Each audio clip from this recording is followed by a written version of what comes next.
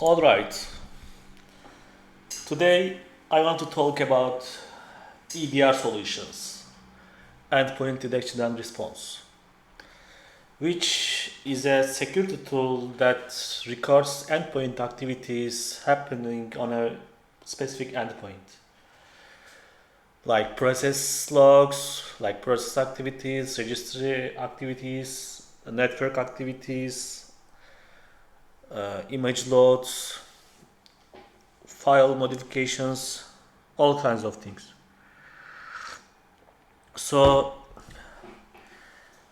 I like EDRs. Like I am coming from a background from a network security monitoring, uh, but I think EDR solves a good problem, like the visibility problem on the endpoints, because as you know, like each day, like the encrypted traffic's size of encrypted traffic in a corp environment is increasing. Like every day we are seeing like attackers, not just legitimate usage, but also attackers using endpoints, like using encrypted traffics for their applications, for their like C2 traffics, all kinds of things. So most of the time you will not be able to see these kind of activities in network logs, because network has some limitations because of this encryption. Like that I am also not like talking about this DNS over HTTP or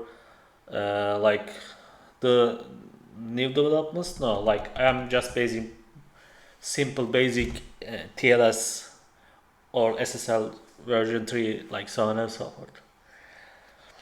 I know there are solutions for SSL decryption and other stuff, but most of the time they are not practical, and there is always a gap for interception, SSL interception, because of user experience, because of applications dependencies. So EDRs are good at getting visibility on endpoints, but they are not perfect, like every security solution, because endpoints generating lots of telemetry, like infinite, like legitimate activities are continuously happening on endpoints, like whether they are just minor, small, tiny registry changes or process executions. So there is this trade-off between visibility versus performance. So vendors have to decide what kind of events they will drop, what kind of events they will record, so on and so forth.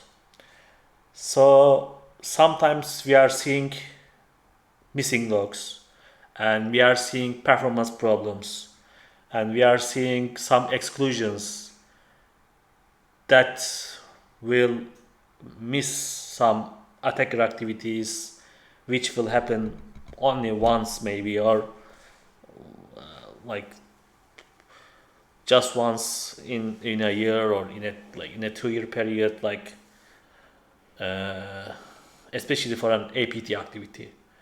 So yeah, they are not perfect, but that is not the problem. That is not only problem, I think, for EDRs, because yeah, there are some performance trade-offs, there are some visibility trade-offs, like filtering legitimate activities, all kinds of things. But that is not the only problem, because like EDR stands for endpoint detection and response, and most of the times commercial EDRs are only focusing the detection parts, and for response they are just giving you basic live response capabilities. Like they lack of uh, advanced response capabilities, like especially forensically sound, like artifact collection or parsing and response capabilities, because EDRs creates real-time activity, and they are not recording every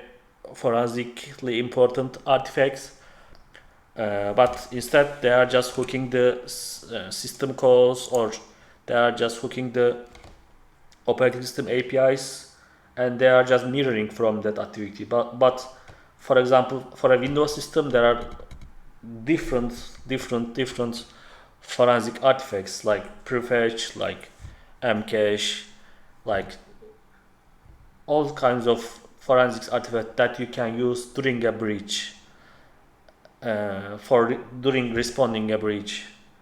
For example, if you install an EDR in like June, and if an attacker activity happened on May, it won't be easy to detect them if they are like stealth or they are in dormant, like if they are not active. So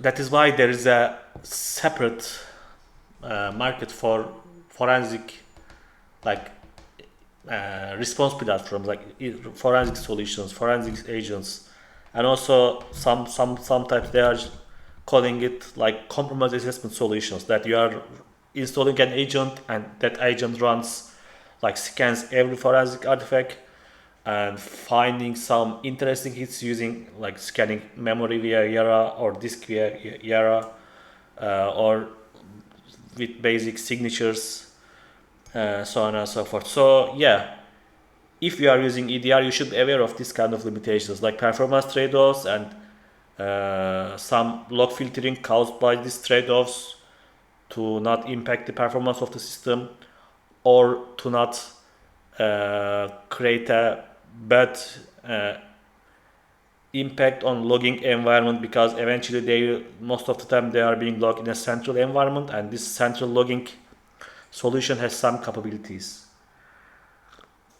So they are also limiting, they are also doing this kind of performance trade-offs for not causing network utilization, for not causing log platform performance problems, and also operating system performance problems. So please be aware of them, be aware of these limitations, know limits of your tools, and while you are responding to an incident, always keep in mind that that is not the whole picture.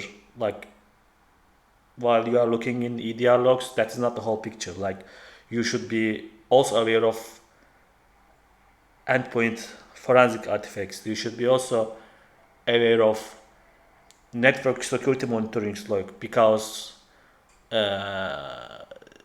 are completing each other, like network security monitoring and endpoint security monitoring. Because if you forgot installing an EDR agent on one of your critical machines which got infected, you will still see it in your network traffic, even if encrypted or not. Like you will see the traffic, because if it is in the wire, it is in the wire. Like you will see it.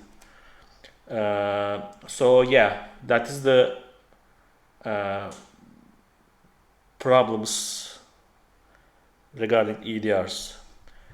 Another thing is, of course, detection rules, like detection content, because like creating the log, creating the telemetry, saving them, like storing them, is not the only important thing that EDR does. Like they should be also giving some out of the box rules. They should be also giving you relevant threat intelligence, up to date threat intelligence, actionable threat intelligence, without causing false positives, without missing some important events, like as we call false negatives.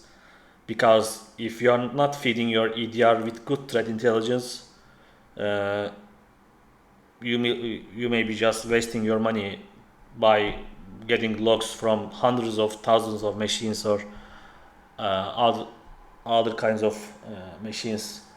Because you should give good detection content to your EDR, and you should be also validating them. You should be also periodically control them if they are running or not. Like you should create synthetic checks. You should create automatic checks each time. You will be make sure that each time a bad activity happens, it will run.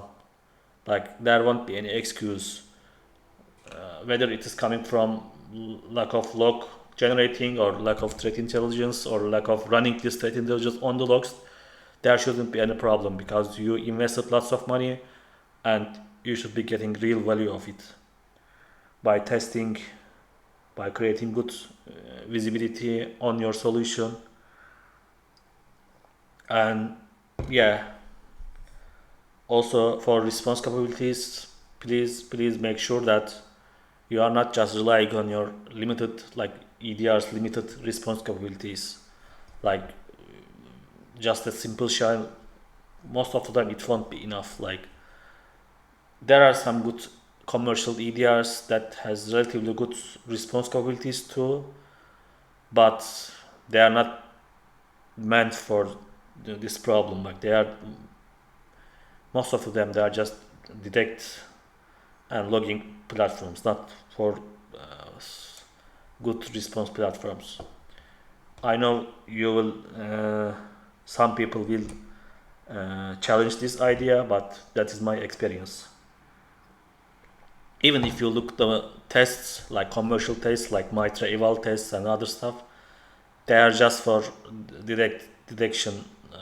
They are just for detection tests. Like they are not validating the forensic capabilities, or they are not evaluating these products like other aspects from other aspects, but they are just looking for TTP detection maturity or log generation maturity. Like they are just emulating the some nation state actors and giving reports based on that. And as far as I know, Mitra also start creating MDR evaluations. But like if you are not using any MDR, like if you are the sole responsible for responding to threats using your EDR, and if you don't have any other response solution, yeah, you should be aware of that. So yeah, I think this concludes today's video. I hope you enjoyed it, and I am wondering about your ideas about endpoint detection and response products. Do you think, is it enough for good detection and response? Do you think is it? Do you think is, like this XDR trend will challenge the SIM product category? I am wondering about your thoughts. I know we only focused on EDR market, but there is also a new, relatively similar, but a new product market called XDR, like expanded detection and response. But in the end, uh, they are just EDRs that they supposed to be in the first place, like correlating the endpoint data with some uh, network telemetry or mail traffic and all kinds of solutions. But there are also problems regarding this approach, and that is why we are still seeing the SIM vendors, and they are each day they are getting closer to each other, like SIM solutions and XDR and other stuff.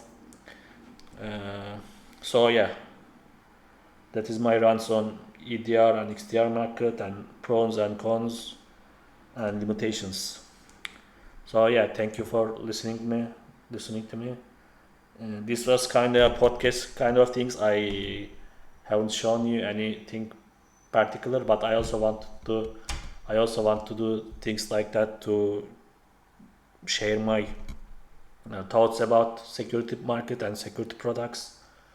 Thanks for listening, and if you have any comments, I am happy to see them and read them.